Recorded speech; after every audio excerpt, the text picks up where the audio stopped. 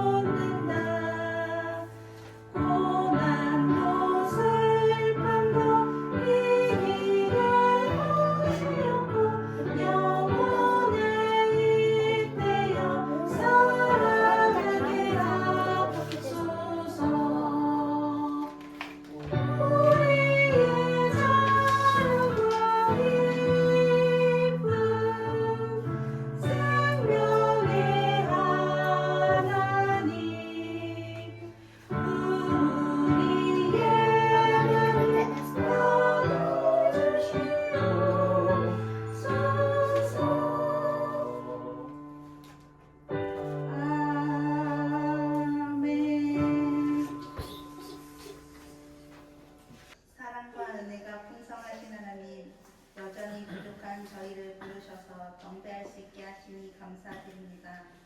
소망이 없는 상황에서도 함께 하시는 하나님으로 인해 다시금 일어서게 하소서. 빛으로 오신 주님을 통해 긍휼을 베풀어 주신 은혜를 기억하며 경배 드리게 하소서. 예수 그리스도의 이름으로 기도드립니다. 아멘. 우리 경배 찬양 드리겠습니다.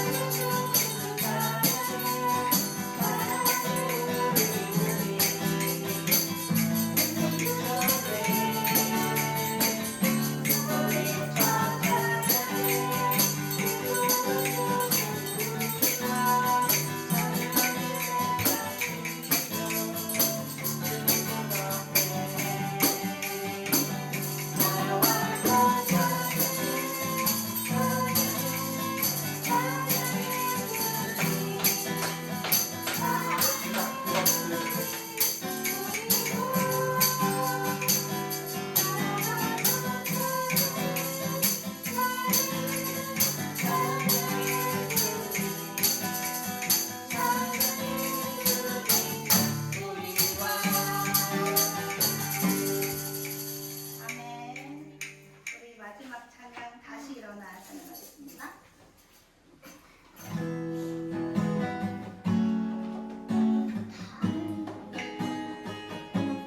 다시 일어나.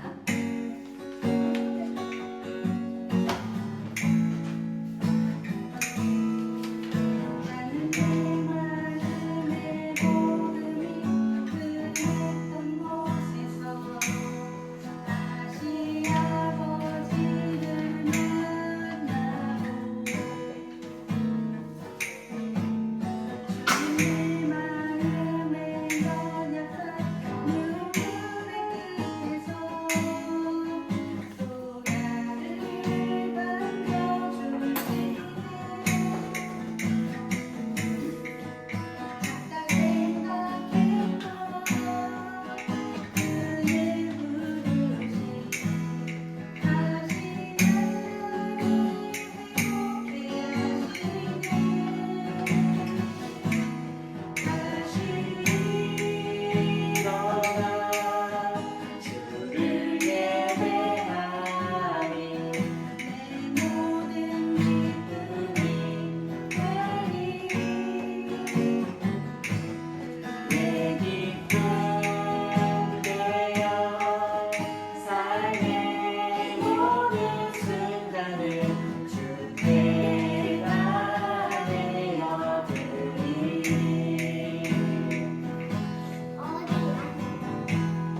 나는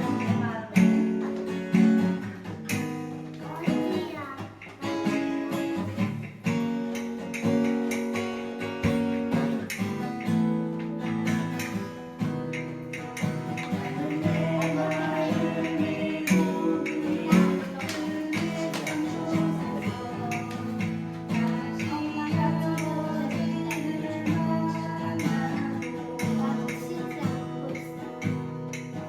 주님 내 마음에 연약한 눈물의 끝에서 또 나를 반겨주시네.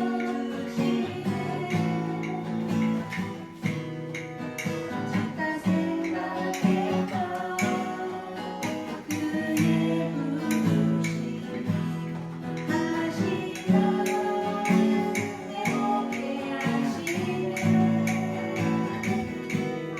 다시 일어나 주를 예배하니 내 모든 기쁨이 되리.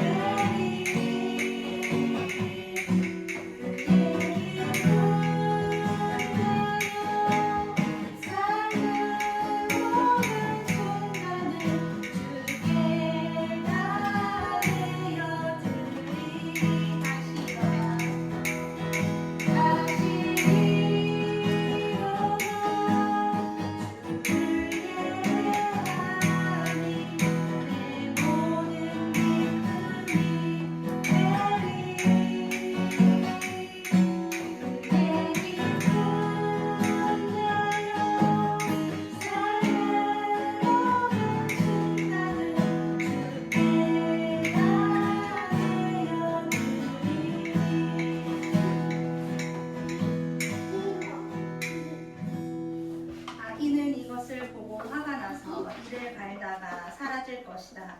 악인의 욕망은 꺾일 것이다. 악인의 욕망을 미워하시는 하나님께 우리의 죄를 고백합시다.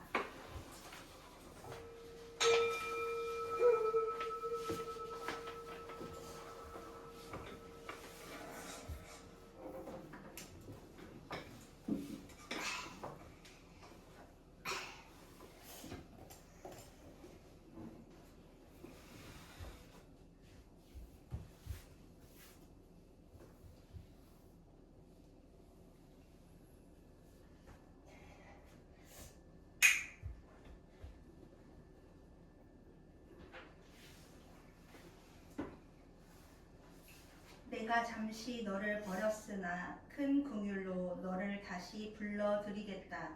나의 영원한 사랑으로 너에게 긍휼을 베풀겠다. 하나님의 크신 긍휼로 우리 죄를 용서하셨습니다. 아멘.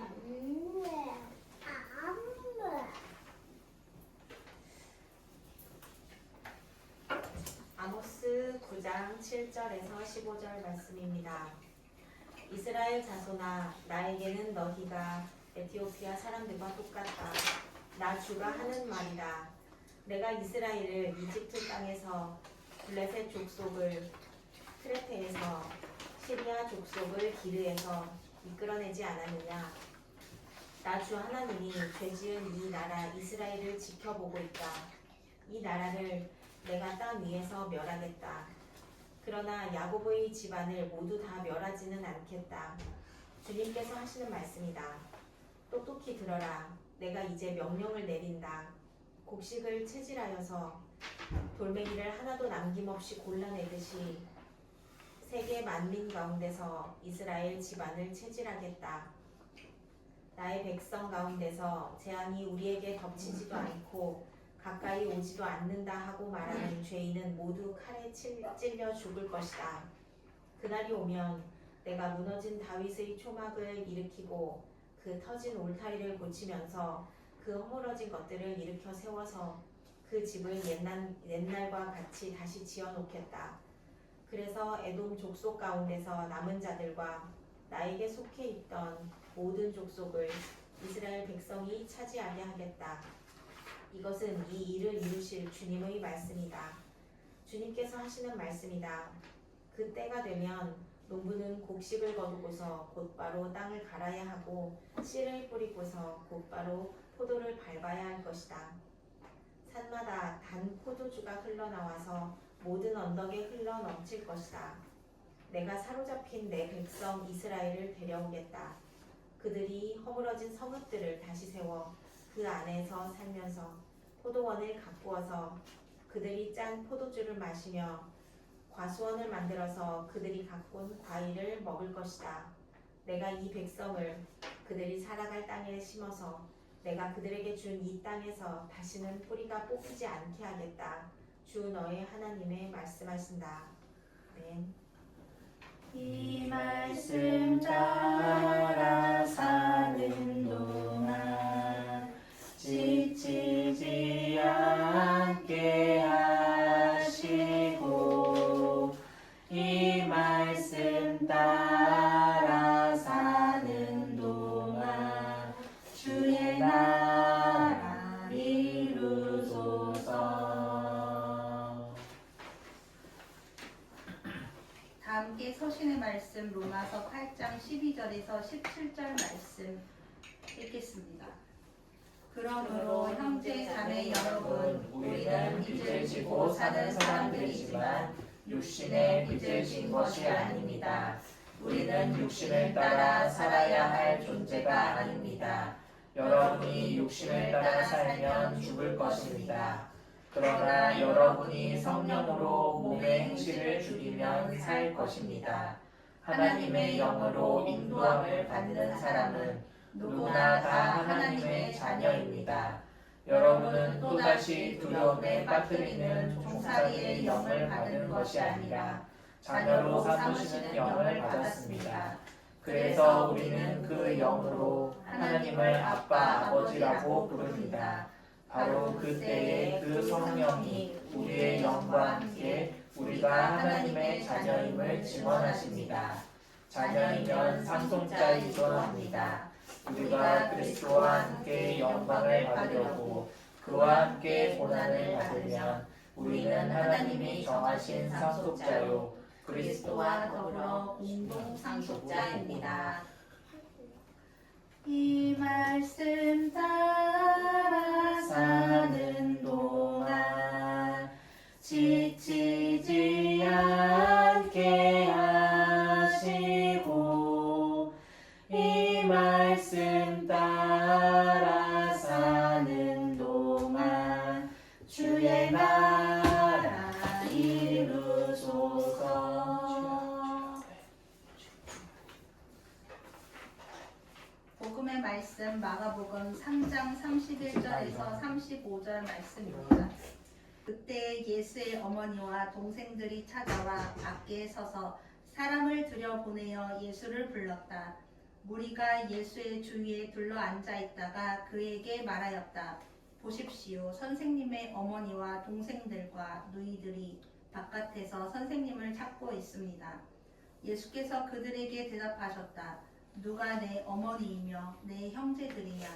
그리고 주위에 둘러앉은 사람들을 보시고 말씀하셨다. 보아라, 내 어머니와 내 형제 자매들이다. 누구든지 하나님의 뜻을 행하는 사람이 곧 내 형제요, 자매요, 어머니다. 이 말씀 따라 사는 동안 지치지 않게 하시고 이 말씀 따라 사는 동안 주의 나라 이루소서. 네, 우리 서로 인사할까요? 흘려보내. 네, 이 시간 예배 자리에 나온 우리 모두에게 예수님의 곁에 둘러앉아 주님께 더 가까이 다가가는 은혜의 시간이 되길 소망합니다. 오늘은 예수님께 둘러앉은 자들이라는 제목으로 함께 말씀을 나누길 원합니다. 우리 주위를 둘러보면 선이 많이 있습니다. 선. 점선면 할 때 선이죠. 선이 가지고 있는 의미가 뭘까요? 개념? 점이 모이면 선이 점이 보이면 선이 되고, 네, 선이라는 거는 여기 끄트머리만 보면 천장과 벽의 경계를 표현을 하죠. 그러니까 선이 있으면은 여기와 여기가 구분이 되게 돼 있어요. 선이라는 것은 놀 때 선을 그어서 하는 놀이들이 많죠. 사방시계 알아요? 1, 2, 3, 4, 5, 6, 7, 8 써놓고서 깽깽이로 가서 돌아오는 거 알죠? 몰라. 몰라요? 근데 이제 깽깽이로 갈 때 선을 밟으면 어떻게 돼요? 죽어요. 아웃. 탈락이에요. 그래서 선은 그렇게 내 영역이라는 것을 표시하는 그런 역할을 하기도 하죠. 그리고 놀 때 니네 편, 내 편 이렇게 구분해서 선을 긋기도 해요. 그런데 놀이할 때도 선을 많이 활용해서 놀기도 하는데 사람들의 마음에도 보이지 않는 선이 많이 있습니다. 우리 가족, 니네 가족 선을 긋는 거죠. 우리 교회, 쟤네 교회 선을 긋는 거예요.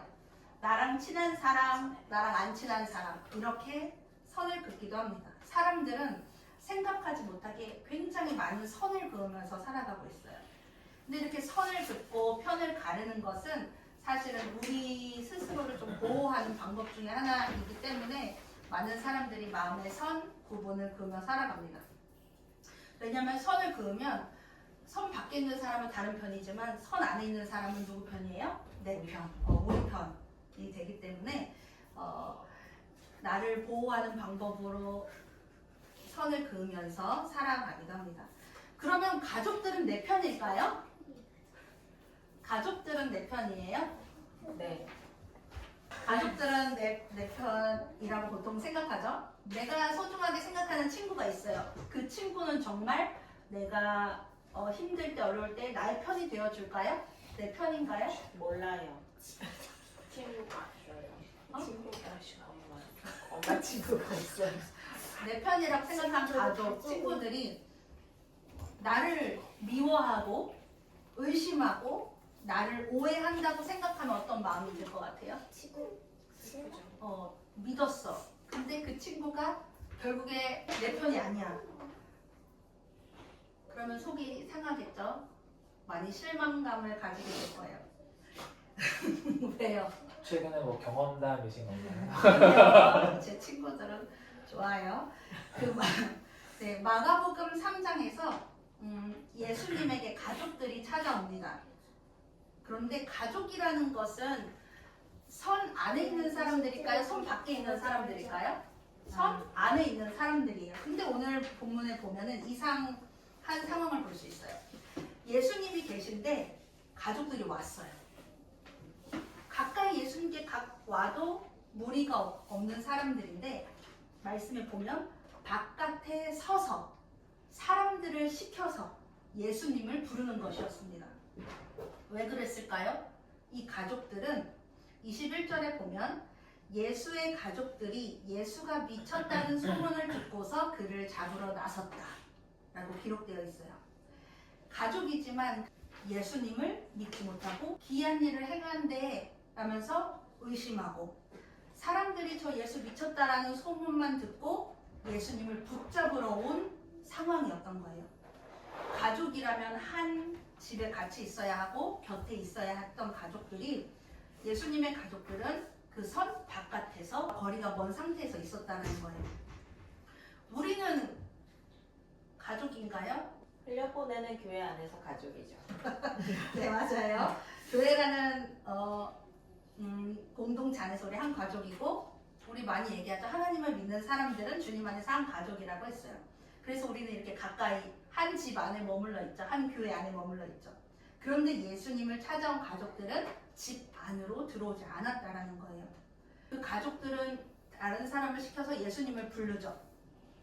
근데 예수님 밖에서 가족들이 부릅니다 라고 하니까 예수님은 이렇게 대답하십니다. 33절에 누가 내 어머니며 내 형제들이냐 라고 대답을 하세요. 그리고 나서 어떤 액션을 취하셨냐면 주위를 둘러보십니다. 자기 옆에 있는 지금과 같은 상황일 수 있어요. 예수님 말씀 전하고 밖에서 절 누가 막 불러요. 그런데 그 사람 내 엄마 아빠 아니야, 내 가족 아니야 이러고 여기에서 주위를 이렇게 돌아보면서 보아라, 이 사람들이 내 가족이다 라고 이야기를 하시는 거예요. 그러면서 누구든지 하나님의 뜻을 행하는 사람이 형제고 자매고 어머니다 라고 말씀을 해주시죠. 여기서 예수님은 진짜 가족이 누구인지 말씀을 해주신 거예요. 피만 섞였다고 혈연만 가족이 아니라 주위를 둘러보시고서 말씀을 하셨죠.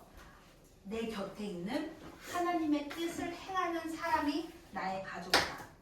즉 하나님 곁에 둘러앉아서 하나님의 뜻을 행하는 사람이 진짜 하나님의 자녀이고 예수님의 가족이다라는 것을 말씀해 주시는 거예요. 예수님과는 그 자리에 앉아있던 사람들은 예수님과 피가 섞인 사람들이 아니었어요. 그런데 예수님 곁에 둘러앉은 그 사람들이 진짜 나의 가족이다 라고 말씀을 하십니다. 우리들도 예수님의 그 선 너머에 있는 사람들이 아니라 예수님 곁에 둘러앉아서 예수님의 참된 가족, 참된 자녀로 살아갈 수 있는 우리 삶이 되었으면 좋겠습니다. 예수님은 이 혈통을 뛰어넘는 가족의 개념에 대해서 이야기를 하셨어요. 하나님의 뜻대로 사는 모든 자들이 하나님의 가족이 될 수 있다고 해주셨는데, 사실 사람들은 아까 말했지만 선을 긋는 걸 좋아하고 구분을 짓는 것을 좋아해요. 오늘 읽은 아모스에서 등장하는 이스라엘 백성들도 그런 마음을 가진 것을 볼 수가 있죠. 사실 이 아모스서가 기록되었을 때 아모스가 예언자인데 북이스라엘 백성들에게 예언을 선포한 예언자예요. 근데 그때 이스라엘의 그 경제나 상황이 어땠냐면 가장 안정되고 가장 풍요로웠던 시기에 아모스가 그 이스라엘 백성들에게 예언의 말씀을 전했던 거예요. 이스라엘 백성들이 우리나라 되게 잘 되고 경제적으로 막 부상하고 있으니까 그들이 가지고 있었던 하나님에게 우리는 특별하게 선택받은 민족이야라는 그 마음이 더 강해졌어요. 왜냐? 원래 선택받은 민족인데 우리나라도 되게 잘 돼. 그러니까 역시 우리는 하나님께 선택받은 특별한 민족이야 라는 게 더 강하게 갖고 있었죠. 진짜 하나님의 백성이면 벼는 익을수록 고개를 숙이는 것처럼 잘 될수록 하나님의 은혜에 감사하고 겸손해야 되는데, 이 북이스라엘 사람들은 교만해진 거예요. 경제적으로는 성장했지만 점점 그 사회 곳곳에서는 부패해져 갔고 신앙적으로는 신실함을 잃어갔던 것입니다. 그때 하나님께서 이스라엘 백성들에게 아모스를 통해서 이렇게 말씀을 하시죠. 7절에 보면 이스라엘 자손아, 나에게는 너희가 에티오피아 사람들과 똑같다. 내가 이스라엘을 이집트 땅에서 블레셋 족속을 크레테에서 시리아 족속을 기르에서 이끌어내지 않았느냐 라고 이야기하세요. 이 말은 뭐냐면 너네 지금 나한테 특별하게 사랑받고 있다고 생각하지? 근데 너네는 에티오피아 사람들이랑 똑같아 라는 거예요. 이 에티오피아 사람은 그 개역 개정에서 구스 사람이라고 표현이 되어 있는데 이스라엘 사람들은 이 에티오피아 구스 사람들을 노예와 같이 여겼던 민족이었어요. 그런데 노예와 같이 여기는 그 민족을 특별하다고 생각하는 우리랑 똑같이 여긴다고 말하는 거예요.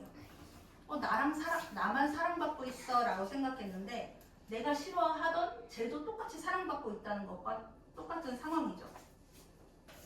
더 나아가서 하나님은 뭐라고 말씀을 하시냐면 이스라엘 백성들 특별하다고 생각했던 그 근거 중 하나가 우리를 애굽으로부터 건져내신 분이기 때문에 우린 역시 하나님께 특별함을 받은 사람이야 라고 생각을 했는데 너네를 출애굽한 것과 블레셋 족속 그리고 아람 족속까지도 이끌어낸 것은 다 똑같이 내가 한 거야.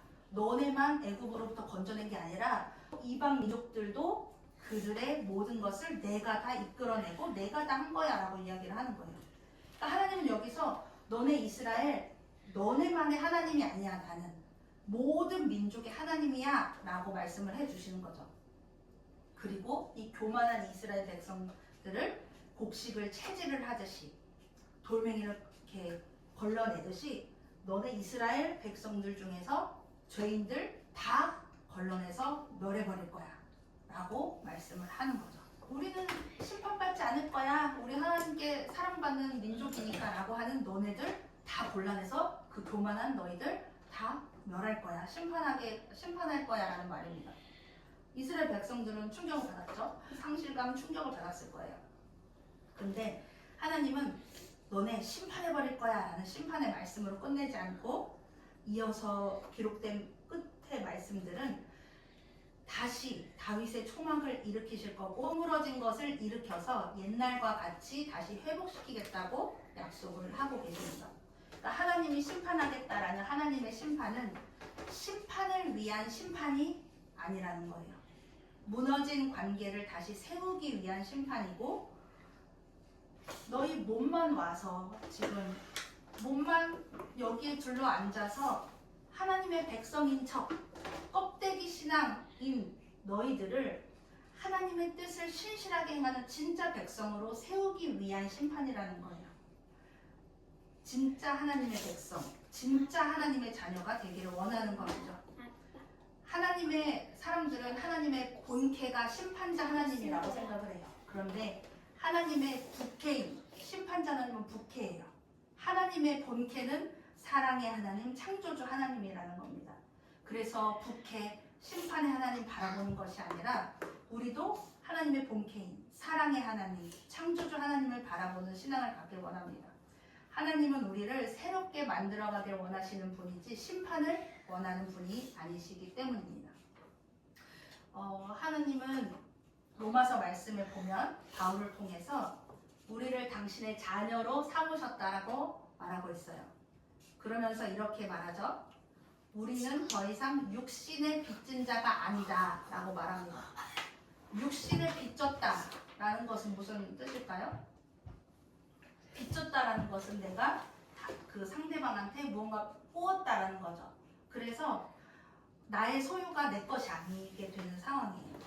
그 빌려준 사람이 요구하는 대로 살아가야 되는 게 빚진 자의 삶인 거예요. 나는 이제 빌렸으니까 제가 나의 모든 소유가 된 거죠, 상대방이. 그러니까 우리가 육신에 빚졌다라는 것은 육신이 시키는 대로 살아가는 삶입니다. 우리 육신은 이렇게 말하죠. 조금 더 편하게 살아. 조금 더 너가 이익을 봐. 그거 어차피 사람들 몰라. 거짓말해도 몰라. 이런 것들이죠. 유혹거리들이고 우리를 편하게 하고 남이 아닌 나만을 위해 살아가게 하는 것. 그런 요구를 하는 것이 육신의 삶입니다. 빚진 자는 그런 요구에 끌려다니는 삶인 거예요. 그런데 바울은 얘기하죠. 우리는 더 이상 육신에 빚진 사람들이 아니라고 말합니다. 왜냐하면 하나님께서 우리를 그리스도를 통해서 피로 사셔서 육신의 주인에게 속한 것이 아니라 하나님의 자녀로 다시 삼으셨기 때문이에요. 그래서 우리는 성령을 받았고 이제 하나님을 두려움으로 하나님을 부르는 사람들이 아니라 이제 하나님을 뭐라고 부를 수 있게 됐죠? 아빠, 아버지라고 부를 수 있는 하나님의 자녀가 되었다라는 거예요. 이제 우리 삶은 육신에 끌려다니는 삶이 아니라 성령의 인도하심을 따라 살게 된 것입니다. 그런데 하나님이 우리에게 주실 성령을 따라 사는 삶을 살면 평안하고 행복하면 좋은데 때로는 고난이 찾아와요. 예수님을 믿으시니 형통하신가요? 어쩌면 짊어져야 되는 고난이 더 많아요. 하나님을 몰랐던 때에는 내가 부유해지는 게 뭐가 잘못이 있어? 내가 다른 사람 외면하고 나 잘 먹고 잘 살고 우리 가족만 잘 먹고 잘 사는 거 아무 문제도 없는데 하나님을 믿기 시작하면은 굳이 그렇게 살아도 되지 않는 삶을 살아가게 된단 말이죠. 그것이 고난으로 찾아올 수도 있고. 근데 우리가 하나님을 믿음으로 인해서 성령을 따라 사는 삶에서 당하는 고난은 우리가 진짜 하나님의 자녀로 살아가고 있다는 증거입니다. 이제 말씀을 마무리할 텐데요.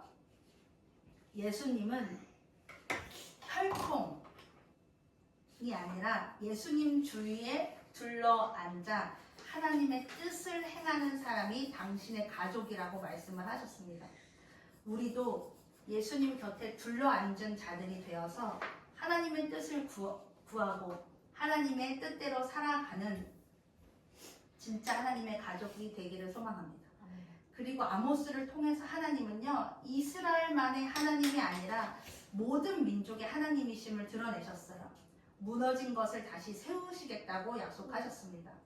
우리도 우리 마음 가운데 나만이 하나님께 축복받은 사람이야 라는 그런 교만함이 있다면 그 교만함에서 벗어나서 모든 영혼, 모든 민족을 사랑하시고 살리시는 하나님을 바라볼 줄 아는 하나님을 품은 진짜 하나님의 자녀로 살길 소망합니다. 마지막 로마서에서 바울은 말했죠.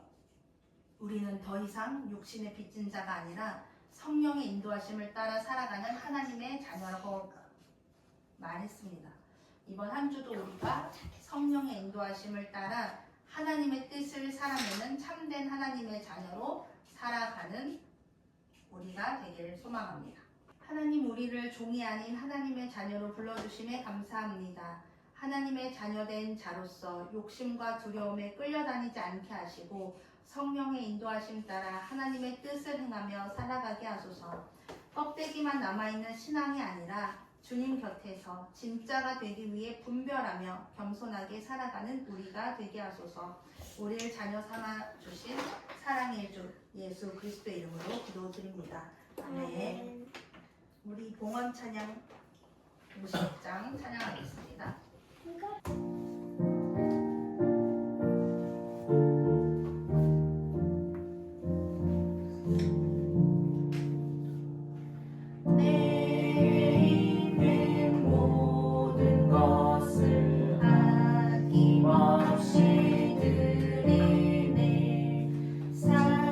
사랑하고 의지하며 주만 따라 살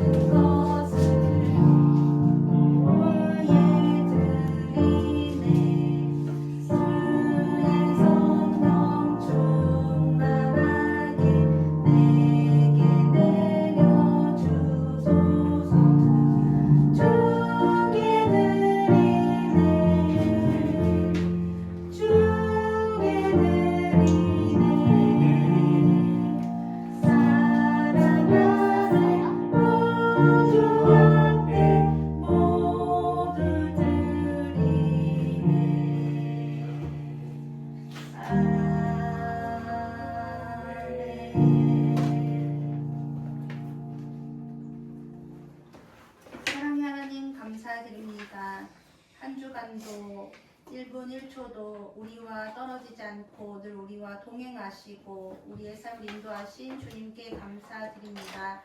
주님께 받은 은혜와 사랑을 감사하는 마음을 담아 예물을 모아 드렸습니다. 이 예물이 하나님께서 기뻐하시고 이 예물이 필요한 곳에 흘러갈 수 있도록 함께하여 주시옵소서. 이 시간 예수님께 둘러 앉은 자들이 되기를 결단하는 우리 삶 가운데도 함께하시고 언제나 주님 곁에서 살아갈 수 있는 저희들이 되게 하여 주시옵소서. 예수 그리스도의 이름으로 기도드립니다. 아멘. 네, 지금 주연절로 계속 보내고 있습니다. 주연절은 예수님 이 땅에 드러나심을 기억하는 절기입니다. 우리도 그 예수님 이 땅에 오심을 기억하면서 우리의 삶을 통해서 예수 그리스도의 사랑과 복음과 은혜를 드러낼 수 있는 우리의 삶이 되기를 소망합니다. 그리고 지난주 드려진 헌금은 라오스 선교지로 잘 전달하였습니다. 다음에 기회가 되면 라오스에 선교를 오라고 초청해 주셨으니 저희 기도하면서 선교할 날을 고대하며 준비하면 좋을 것 같습니다. 그리고 기도 제목 보시고서 기도해 주시면 좋겠습니다. 우리 교회를 통해 하나님께서 어떤 일을 하시고자 하는 그 뜻을 함께 기다리며 깨달아가고 또 나누면서 살아낼 수 있는 저희 교회가 되었으면 좋겠습니다. 그리고 특히 또 공간을 위해서 같이 기도해 주시면 좋을 것 같아요. 그리고 주원이 아직 이제 마지막 예배 드리고 내일 한국으로 오는데 오는 일정 안전하게 올 수 있도록 기도해 주시면 좋겠습니다. 그리고 교우 소식 축하. 네, 정은지 집사님 실적 1등 했다고 합니다. 박수!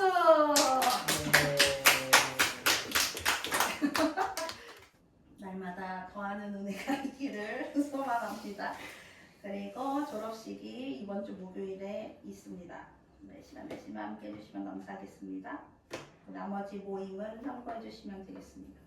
다 같이 일어나셔서 주기도문 하겠습니다.